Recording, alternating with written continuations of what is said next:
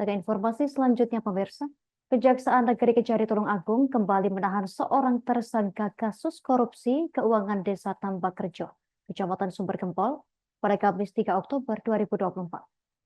Tersangka baru ini adalah Hadi yang berusia 54 tahun, pihak swasta asal Kecamatan Boyolanggo.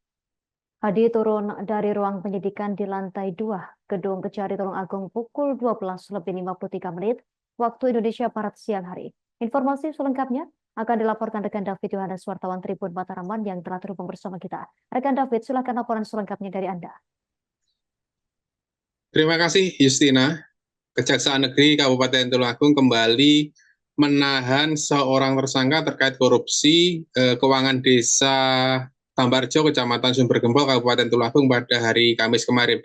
Tersangka baru ini adalah Hadi, seorang rekanan atau pihak swasta yang diduga membantu tersangka satu sebelumnya, yaitu Kepala Desa Tambarjo, Suratman, yang lebih dulu ditahan pada tanggal 18 September yang lalu. Hadi ini ditengarai membantu Suratman dalam membuat nota-nota fiktif dalam menjalankan modus korupsi yang dilakukannya.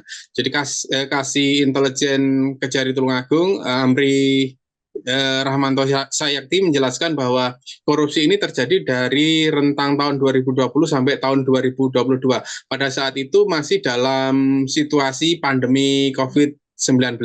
Jadi pemerintah memang memerintahkan ada pengalihan anggaran keuangan desa untuk penanganan COVID. Nah, salah satu yang dilakukan oleh tersangka satu, Kepala Desa Suratman, saat itu adalah melakukan sejumlah manipulasi keuangan. Misalnya pada tahun 2020 itu ada alokasi penyertaan modal untuk badan usaha milik desa sebesar 170 juta, namun ternyata uang ini tidak disetorkan ke BUMDes, melainkan dimanfaatkan untuk alokasi pribadi. Jadi dia seolah-olah mengalihkan penyertaan modal sejumlah 170 juta ini untuk penanganan COVID-19.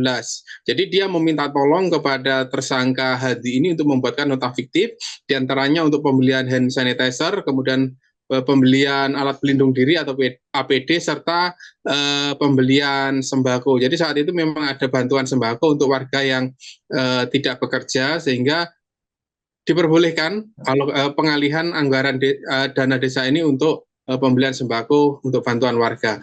Jadi Hadi ini akan ditahan selama 20 hari ke depan untuk memberi kesempatan jaksa penuntut umum melengkapi berkas sebelum perkara ini dilimpahkan ke Pengadilan Tipikor di Surabaya. Hadi dititipkan ke Lapas Kelas 2B Tulungagung. Sebelumnya kasus korupsi di tingkat desa memang marak terjadi di Kabupaten Tulungagung. Jadi pada tahun ini setidaknya sudah ada 3 kepala desa yang ditahan karena korupsi keuangan desa. Yang pertama adalah Kepala Desa Rejotangan yang ditengarai melakukan korupsi bantuan keuangan desa sebesar 175 juta. Kemudian Kades Batang Saren, Kecamatan Kauman, yang ditengarai korupsi 780 juta. Lalu yang terbaru adalah Kades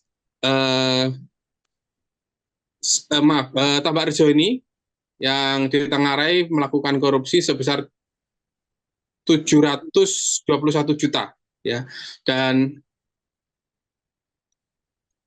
dalam pengembangannya yang terbaru adalah ada Desa Tanggung yang masih dalam proses penyidikan, serta Desa Kradinan. Kradinan ini ditangani oleh kepolisian. Jadi masih ada 2 tunggakan perkara yang sedang ada di penegak hukum yang saat ini masih dalam tahap penyidikan. Demikian Justina yang bisa saya laporkan. Terima kasih rekan David Yohanes, wartawan Tribun Mataraman, atas informasi dan juga laporan dari Anda. Selamat bertugas kembali.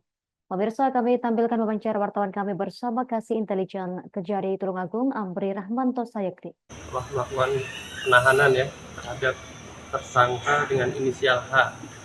Dengan inisial H ini merupakan pengembangan dari perkara sebelumnya, ya, perkara yang tindak pidana korupsi terkait Desa Tambakrejo, di mana kami sebelumnya juga sudah melakukan penahanan terhadap kepala desa dengan inisial S ya.